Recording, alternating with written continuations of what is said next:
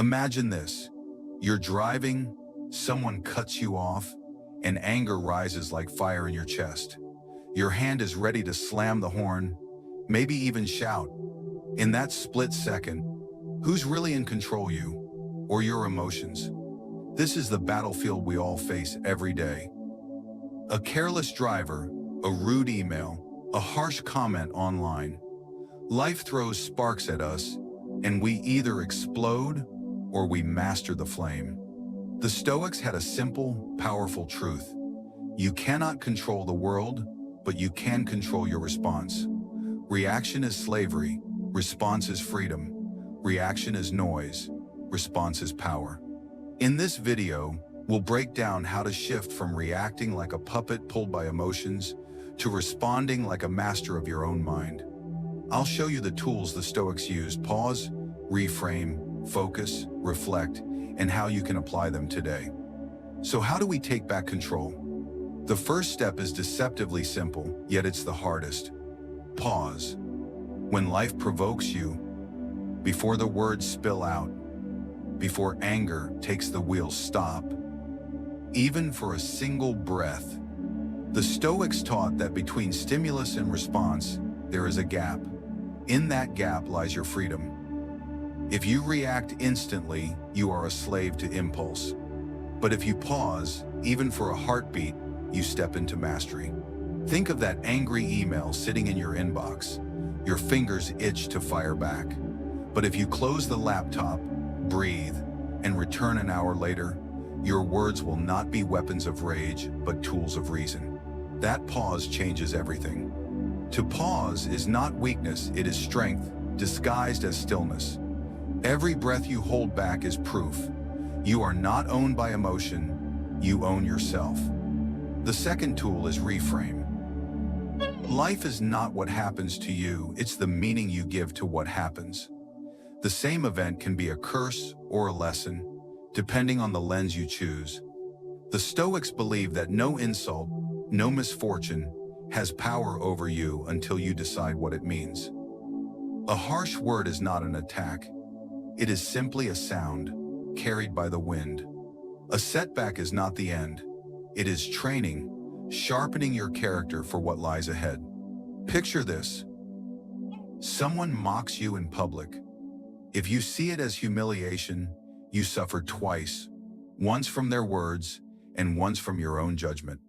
But if you reframe it as proof of their weakness or as practice for your patience, suddenly the weight is gone. You stand free, untouched. Reframing is not denial. It's the art of choosing the most empowering interpretation. Where others see obstacles, the Stoic sees exercises. Where others see pain, the Stoic sees an invitation to grow. The third tool is perhaps the cornerstone of Stoic philosophy. Focus only on what you can control. Most of our suffering comes not from reality itself, but from the futile war we fight against what we cannot change. The weather ruins your plans, the market crashes, someone spreads lies about you. None of these are within your command. And yet, how often do we waste days, even years, in resentment toward the uncontrollable? Epictetus said it clearly. Some things are up to us, some things are not. If you confuse the two, misery follows. If you separate them, freedom begins. Picture this. You're standing in the rain without an umbrella. You can curse the clouds, shake your fist at the sky, but the rain will not stop. What you can control is whether you dance, walk calmly, or find shelter. Your peace lies not in the sky, but in your choice. Now apply this to every part of life. You cannot dictate other people's opinions, but you can choose the integrity of your actions. You cannot control the economy, but you can control your discipline, your spending, your resilience. You cannot stop aging, but you can choose how gracefully you meet it.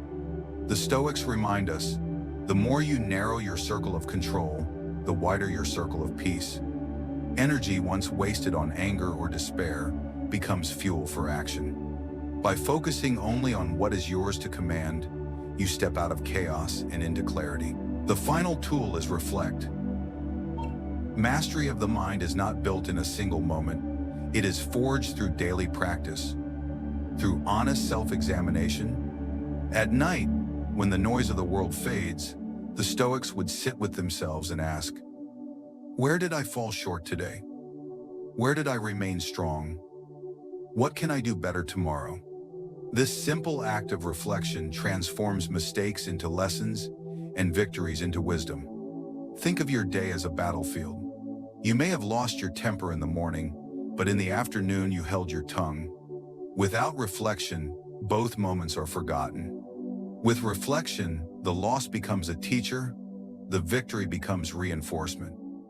You begin to see patterns, and patterns reveal who you are becoming. Reflection also humbles you. It reminds you that you are always a student, never fully finished. Marcus Aurelius, an emperor of Rome, filled pages with meditations not for others, but for himself, to remember his principles, to correct his flaws, to stay grounded in virtue. And reflection gives you a quiet strength. Each night you turn the mirror inward, you reclaim ownership of your life. Each morning, you rise not as the same person, but as someone slightly wiser, slightly stronger. Pause in the heat of the moment. Reframe what life throws at you. Focus only on what you can control. Reflect each night to grow from every battle. This is the Stoic path, not theory, but practice. In the end, life is not determined by what happens to you, but by how you meet it. Storms will come, insults will come, loss will come, but none of them can touch the fortress within you unless you hand them the keys. To respond, not react, is to live as a free human being. Free from impulse, free from rage, free from fear. So here is your challenge. Tonight, reflect on one moment where you reacted blindly and one moment where you responded with strength. Write them down. See the difference. In port, in the blind, and by a day. Port no knows 9, in 7 him subscribe, in the 7 hen, and by a day. So, here is your challenge.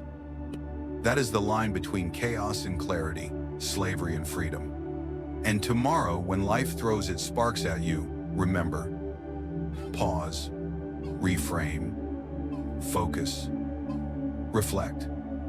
4 simple tools, repeated daily, will shape who you are becoming. If this message spoke to you, share your own story in the comments. Tell me the moment where you chose to respond instead of react. And if you're ready to walk deeper on the Stoic path, subscribe, because this is not just philosophy, this is training for life.